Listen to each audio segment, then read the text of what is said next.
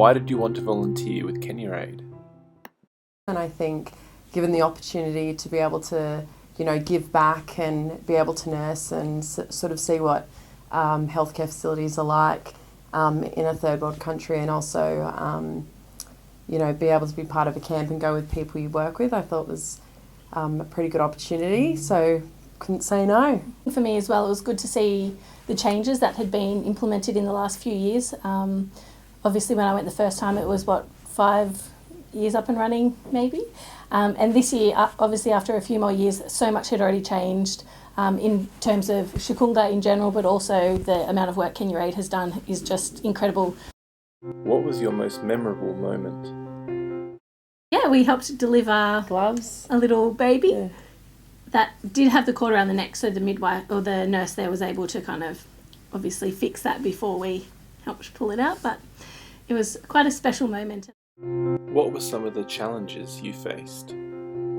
In Western medicine, we are so used to just being able to order like a CT scan or an X-ray if someone has a suspected fracture, or have just all these diagnostic tools, and I think it was quite challenging to not have that, and everything you did had to be totally based on a clinical picture. What sort of impact did you see Kenya Aid having in Chukunga? I just remember asking the nurse when we were helping deliver the baby what happens if it's a difficult birth, and she just said, we send them to Kakamega or one of the other hospitals. And I said, well, how do they get there? She said, the ambulance. I said, what if there's two, like half an hour apart, or like what happened before the ambulance was brought in, which I think from memory was about 5 years ago.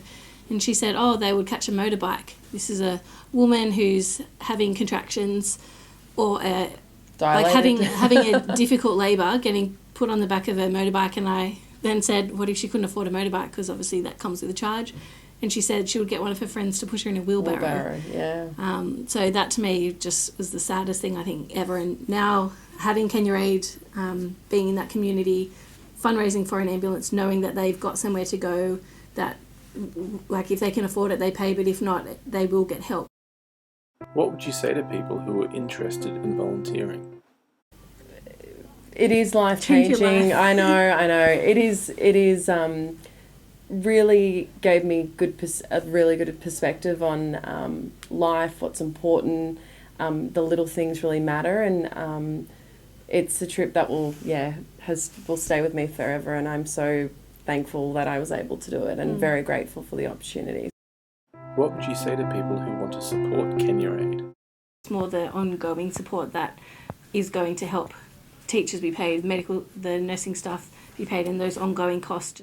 I think being able to be part of that and actually see it sort of makes you think, wow, like more people need to get around this, and like I said, a little goes a long way, and you're really making a difference.